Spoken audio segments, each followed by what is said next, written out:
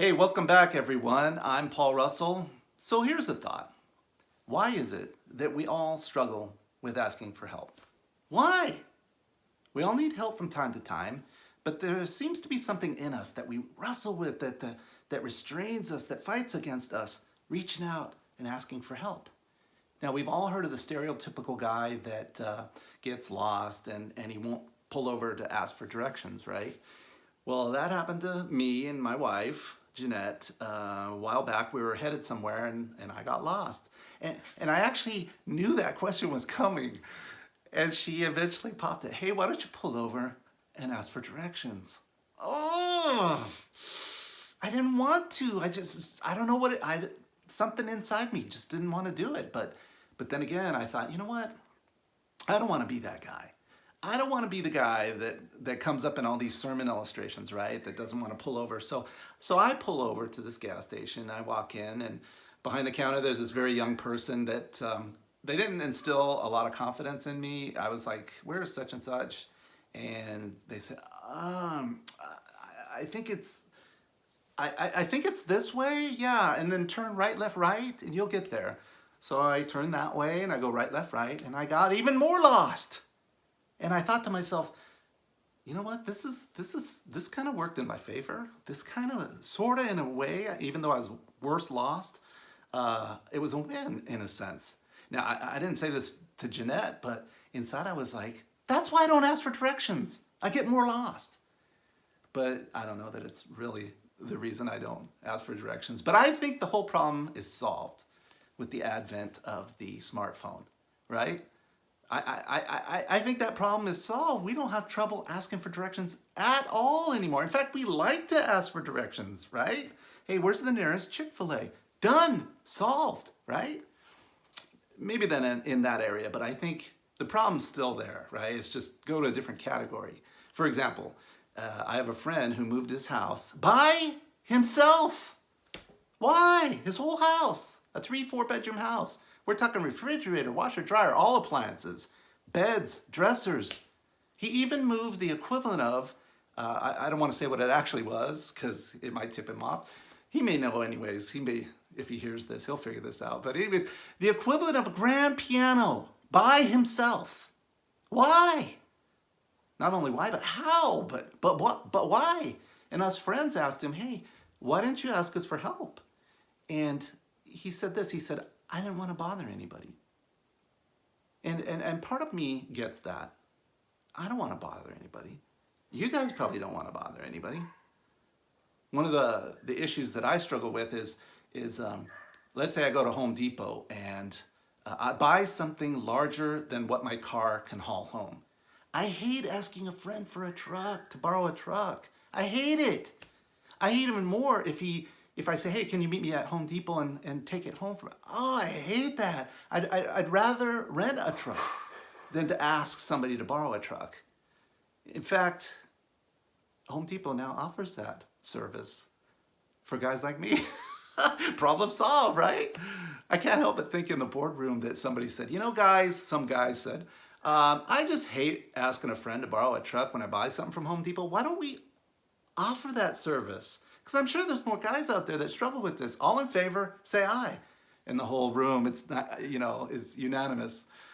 But the truth of the matter is, let's say I buy a refrigerator from Home Depot and I rent that truck and I take that refrigerator home and I'm wrestling that refrigerator down off the truck and my neighbor says, hey, Paul, you need a hand? You know what I'm going to say. You guys would all say, no, I got this. And hopefully he'll come running to my rescue. But why? Why? And these are just some of the examples that like maybe guys can identify with. Now, I didn't purposely give you any ladies examples. In fact, if you want to give an example, put them in the comments, areas that you wrestle with, asking other people for help. But I actually think it's tougher for guys than for ladies. I could be wrong. That's just, my opinion. But if I'm wrong about that, go ahead and put that down in the comment section. But God has built us to be interdependent with one another at some level, whether it's your neighbor, your family, friends, whatever. God has made us interdependent, needing one another. We can't go it alone in this life. God has especially made the church interdependent on one another. A lot of us might be familiar with the example in 1 Corinthians, for example, where God likens the church to a human body. And like the finger can't say to the eye, I don't need you. And the eye can't say to the foot, I don't need you. We all need one another and for this body to work properly. So a lot of us struggle with asking others for help, but a lot of us struggle with asking God for help. And God, we're not interdependent with God. We're completely dependent on God. We all need, for example, air to breathe, water, food. We need our heart beating, right? We need everything working, right? We need every millions upon millions of chemical reactions happening every second. We are so dependent on God. We don't even know how dependent on God that we are. But for some reason, we struggle with asking God for help, like we're going to bother God. Like my friend didn't want to bother me, we don't want to sometimes bother God. But what's true of my friend and I is not true of God and I. My friend's time and resources are limited. God's are infinite. They're unlimited. In fact, God wants us to come to him. But we struggle with that, right? I'd like to read a passage that a lot of us are familiar with. It's found in Second Chronicles, chapter 7, verse 14. This will ring a bell with a lot of you. Let me read it. It says, if my people who are called by my name will humble themselves and pray and seek my face and turn from their wicked ways, then I will hear from heaven and will forgive their sin and heal their land.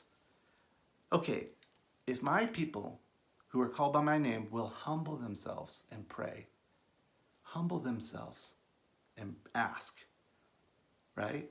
Asking and praying, they're similar. Humble themselves. That's the tough part, man. It's humble to ask other people for help when you're in need. It's hard to ask God for help when you're in need. Humility, think about it. In the top 10 list of top 10 virtues that we would all strive to be more like, humility doesn't hit the top tier, I don't think. Humility's tough. It's probably more towards the bottom. Now, we all want to be thought of as humble, right? What's the alternative? That Russell, man, he is full of himself. He is so proud. He is so arrogant. None of us wants others to think that of us.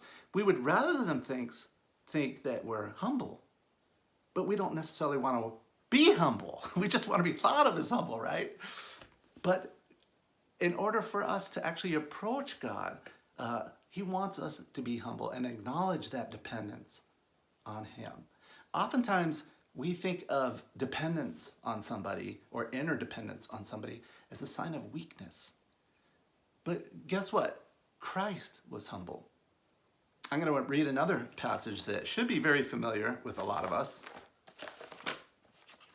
And it's found in Matthew chapter 11.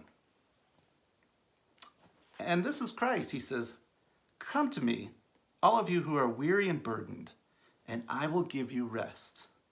Take my yoke upon you and learn from me, for I am gentle and humble in heart, and you will find rest for your souls. Jesus is saying, come to me. God wants us to come to him. And Jesus is humble, so we ought to humble ourselves and come to God, right? So I read the 2 Chronicles 7:14 passage. I want to read a passage that might not be as familiar with most of us, and it's the verse right before verse 14, verse 13. 2 Chronicles 7, verse 13. And God says, when I shut up the heavens so that there is no rain, or command the locusts to devour the land, or send a plague among my people, if my people who are called by my name will humble themselves and pray and seek my face and turn from their wicked ways, then I will hear from heaven and I will forgive their sin and heal their land. Now, folks, we are right in the middle of a plague. We're right in the middle of that coronavirus. And the world needs the help from God. We need to humble ourselves and pray and ask him. We're not going to bother him by asking him. He wants us to come to him and pray. So that's the thought I want to leave you guys with. God bless you guys, and we'll see you next time.